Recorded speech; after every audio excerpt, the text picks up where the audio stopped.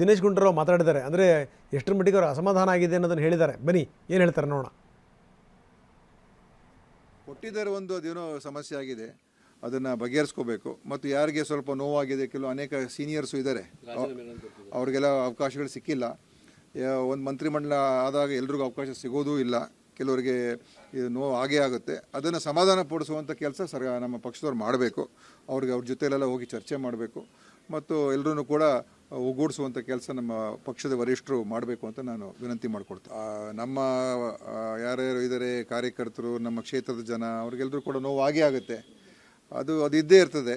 ಆದರೆ ರಾಜಕೀಯದಲ್ಲೆಲ್ಲ ಸ್ವೀಕಾರ ಮಾಡಬೇಕಾಗ್ತದಲ್ವ, ಅದ್ರ ಬಗ್ಗೆ ನಾವು ಮುಂದೆ ಏನು ಮಾಡಬೇಕು ಅಂತ ಒಂದು ಆಲೋಚನೆ ಮಾಡಿಕೊಂಡು ಇನ್ನೂ ಅನೇಕ ಕೆಲಸ ಕಾರ್ಯಗಳು ಮಾಡೋದಕ್ಕೆ ಅವಕಾಶಗಳಿದೆ, ಅದನ್ನು ಮಾಡ್ಕೊಂಡು ಹೋಗ್ತೀವಿ. ಕೊಟ್ಟಿದ್ದಾರೆ ಒಂದು ಅದೇನೋ ಸಮಸ್ಯೆ ಆಗಿದೆ, ಅದನ್ನು ಬಗ್ಗೆ ನನಗೆ ಅದೇ ಒಂದೇ ನಾನೇನು ಮಂತ್ರಿ ಆಗಲೇಬೇಕು ಅಂತ ಆ ಥರ ಏನು ವಿಷಯ ಏನಲ್ಲ. ಯಾಕೆಂದರೆ ಹಿಂದೆ ಸಿದ್ದರಾಮಯ್ಯ ಸರ್ಕಾರದಲ್ಲೂ ಕೂಡ 3 ವರ್ಷ ಆದಮೇಲೆ ನಾನೇ ಪಕ್ಷದ ಕೆಲಸ ಮಾಡ್ತೀನಿ ಅಂತ ಸ್ವಯಂ ಪ್ರೇರಣೆಯಿಂದ ಬಿಟ್ಟು ಹೋಗಿರೋನು. ಅಂದರೆ ಮಂತ್ರಿ ಸ್ಥಾನ ಇಲ್ಲದೇ ನಾವು ಇರೋಕ್ಕಾಗಲ್ಲ ಅಂತ ಏನಲ್ಲ. ಆದರೆ ನನಗಿನ್ನೂ ಯಾಕೆ ತೆಗ್ದಿದ್ದೀವಿ ಅಂತ ನಮಗೆ ಸ್ಪಷ್ಟವಾದಂಥ ಒಂದು ಕಾರಣಗಳು ಏನು ನಮಗೇನು ಹೇಳಿಲ್ಲ. ಅದು ಒಂದೇ ಇರುವಂಥ ನೋವು ಬಿಟ್ಟರೆ ಮಂತ್ರಿ ಸ್ಥಾನ ಹೋಗಿದೆ ಅಂತ ನೋವೇನಿಲ್ಲ.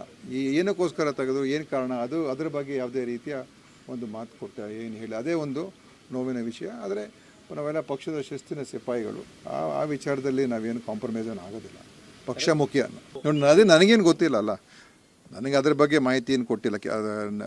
ನಾವೇನು ಕೆಲಸ ಸರಿಯಾಗಿ ಮಾಡಿಲ್ಲ ಅಂತ ಹೇಳಿದರೆ ಅದೊಂದು ಹೇಳ್ಬೋದಾಗಿತ್ತು. ನೀವೇನು ಸರಿಯಾಗಿ ಕೆಲಸ ಮಾಡಿಲ್ಲ ಅಥವಾ ಏನಾದರೂ ಒಂದು ಆರೋಪಗಳಿದ್ರೆ ಅದ್ರ ಬಗ್ಗೆ ಯಾವುದೋ ಒಂದು ರೀತಿ ಏನು.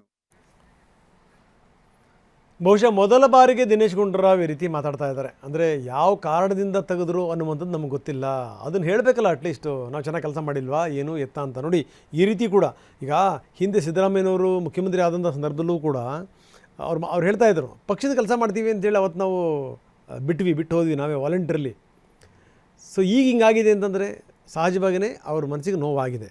ಯಾಕಂದರೆ ಈ ಬ್ರಾಹ್ಮಣ ಕೋಟಾದ ಅಡಿಯಲ್ಲಿ ಒಬ್ಬರನ್ನ ಮಂತ್ರಿ ಮಾಡಬೇಕು, ತೀರಾ ಒಬ್ಬರಿಗೂ ಅವಕಾಶ ಇಲ್ಲ ಅಂತಂದರೆ ಹೇಗೆ?